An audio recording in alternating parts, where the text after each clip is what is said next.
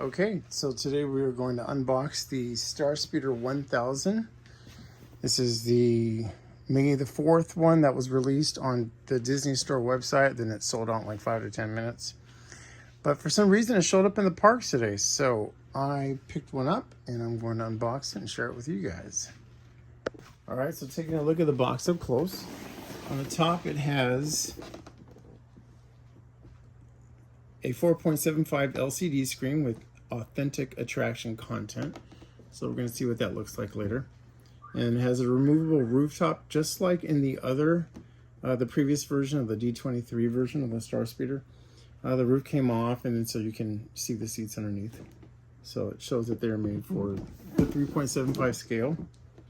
And right here again, it's got the opening doors and some engine lights.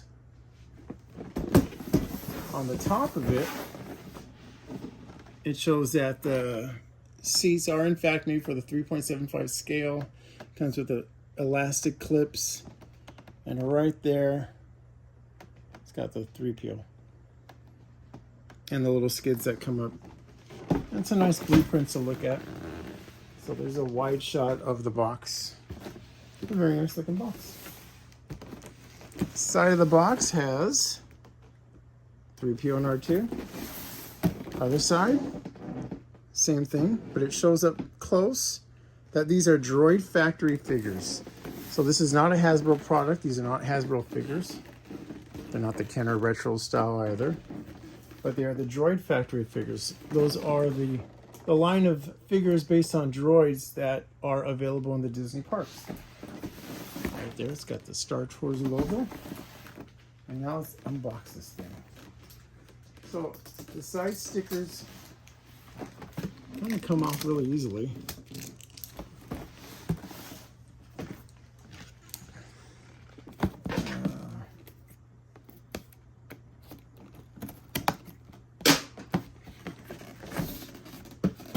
All right, let's put this right side up.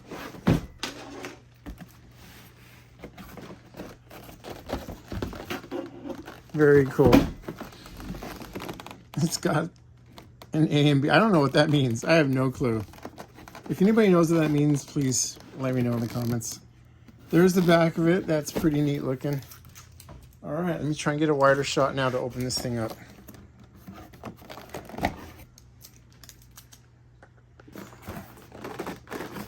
Oh, that's pretty tight in there. How do I do this?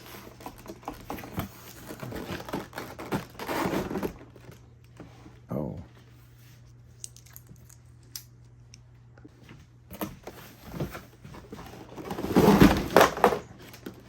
Okay, that was just the plastic.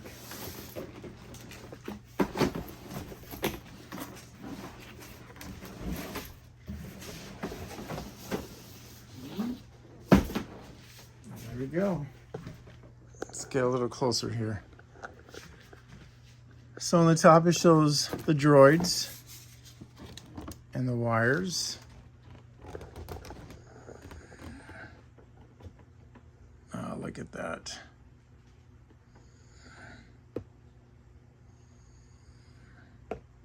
That looks like his seat. It's your standard Droid factory figures right here. He's not vac metallized. So we're gonna put that right here. Take a closer look at this. Oh, it doesn't have a stand. That's the inside of the box. Instructions.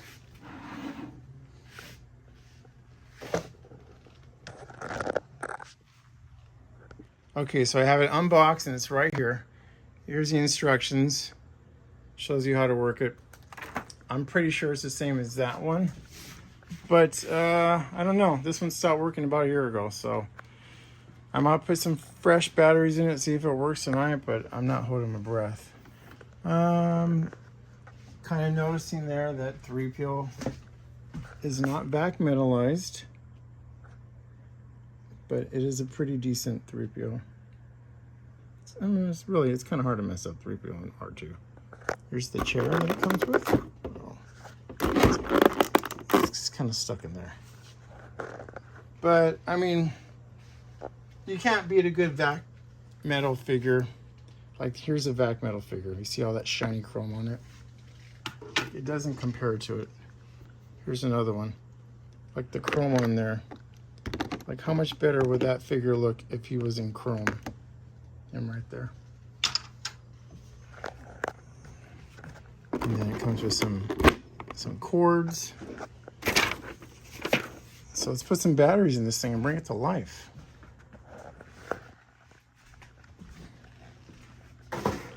There we go.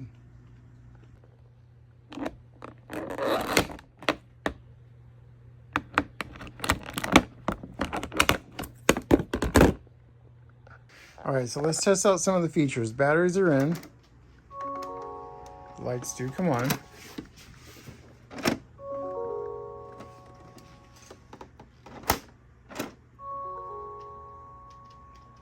They look pretty nice. And then it says to hold this for 2 seconds. Or maybe this one. Star Tours 1401, you are cleared for departure. Initiate takeoff sequence. Takeoff sequence initiated. What's going on here? We are not ready for takeoff. It's not board yet. It's a good screen. No, neither can you. We need a proper pilot. Attention, all transport. Not bad. Stormtroopers will be deactivated. Okay, that's pretty cool. Hold it right there, Captain. I'm not actually the captain. We're looking for the Oh, rebel spy. who's a rebel spy? No one on this transport could Who is this? spy. Speeder, we're looking for blast up.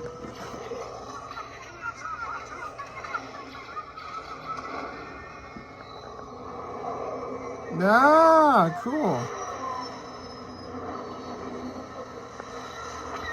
Okay, so the reason why I have both of these Starspeeders here, even though this is a review for this product, and reviews for that, it's been out for a long time.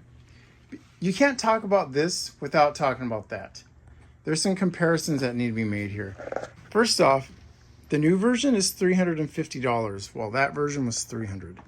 This is $50 more than what came out less than a year ago. And what do you get for that? Well, you don't get that. That's a stand. And aside from the electronic problems that one seemed to be having, mine doesn't work anymore, like at all. I tried everything. It's on.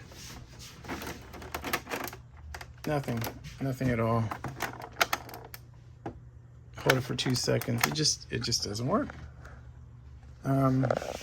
This one here, it seems like it works. There was a store display that they had sitting at Star Traders, and it seemed like a lot of people have been playing with it, so it withstood the public for a couple of days. So it remains to be seen if the electronics gives us the same problem that one did.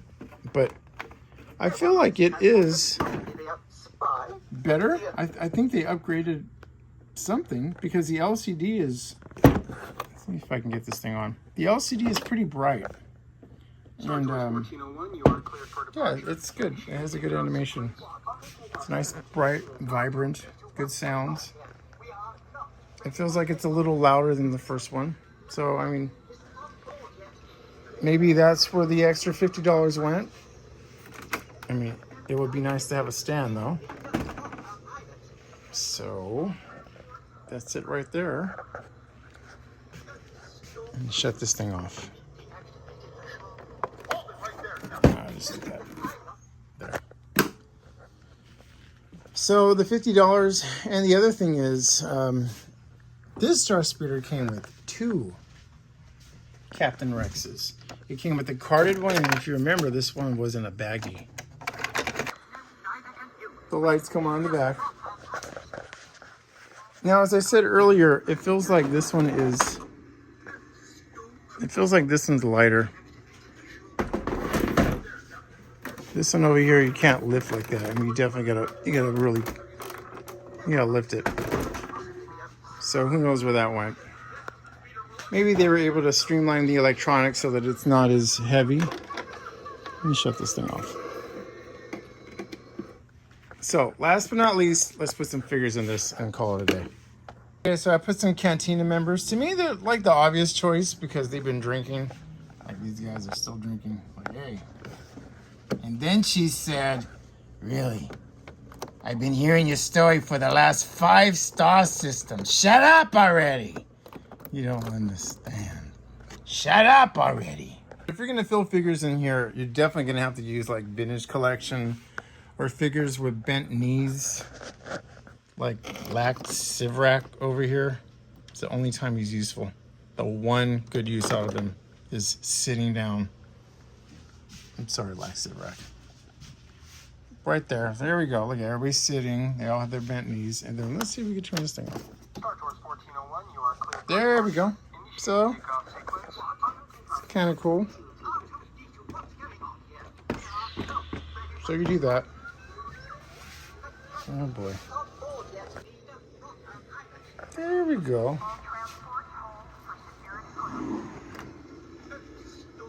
I mean, this is cool, but it's nowhere near as cool as that was when, you know, when you fired that thing up. But this isn't bad. Oh, which one of these creepazoids are the rebel spy? That's the one we're looking for.